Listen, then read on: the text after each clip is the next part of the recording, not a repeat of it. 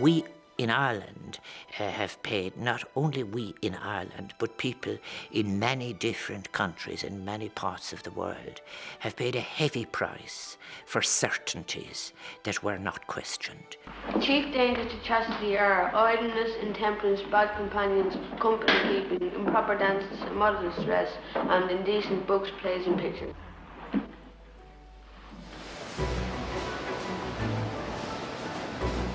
The Leaving Cert asks of students to reproduce certain answers to certain predictable questions.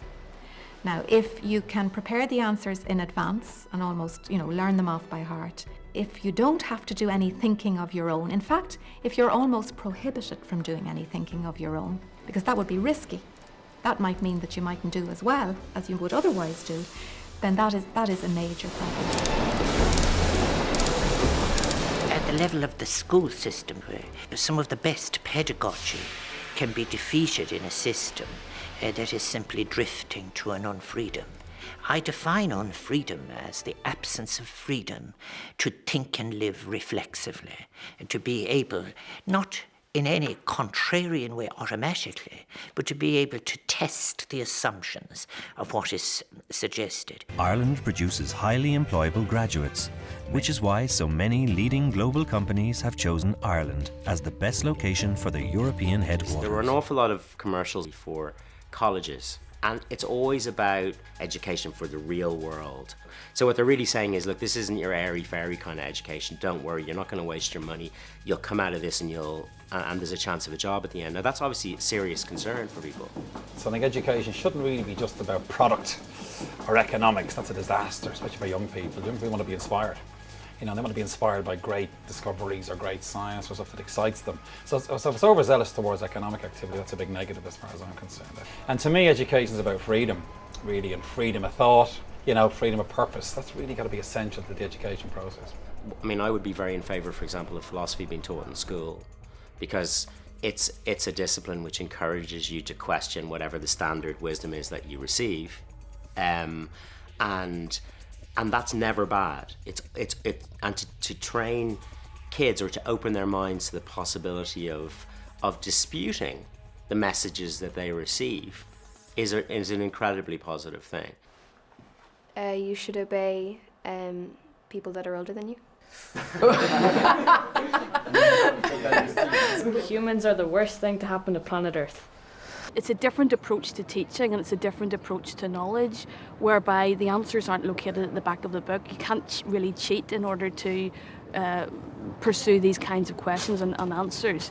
I chose the guy that looks poor, homeless, picking tomatoes, because if he was homeless, he doesn't, have to pay bills and all that and live under them rules. Are you saying he doesn't have to work? He doesn't have to work, he can live wherever he wants and all that. Do you think he chooses to do that? Do you think he would feel free? No, he probably wouldn't feel free, but I think it'd be... No, he wouldn't be free. No, yes, he would. Because he wouldn't think he's free because he's got no money and all that. Yet he'd be probably one of the freest out of people that do have a house, because they can live under the one house that they have and have to pay their bills and all that. Yeah, he can live, he can sleep anywhere he wants. Like, he doesn't have to pay bills and stuff as well, but that's... If he wanted to have a house or something, or if he wanted to go places and have nice things and everything, if he is homeless, then he doesn't have the freedom to do that.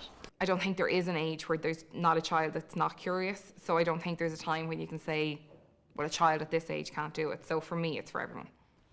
What is a dream? A dream can be about you a lot, because some people can get scary dreams and some people can get very exciting dreams, and for the exciting dreams, people would love to get it to be come true. Well, if it was a scary dream, and then if you wake up, you'll be like, this phew, does not come true. Say if you're one of those people whose voice are never heard, and then everybody else's voice is quite louder than yours, and your voice is one of those quiet voices, and then everybody gets to talk and no one's shouting over another person.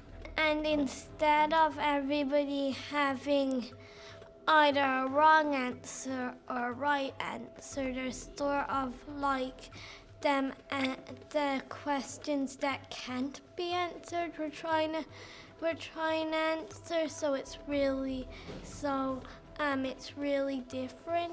Things like philosophy, like what we're doing here, I'm pretty sure like we're one of the only schools that does philosophy.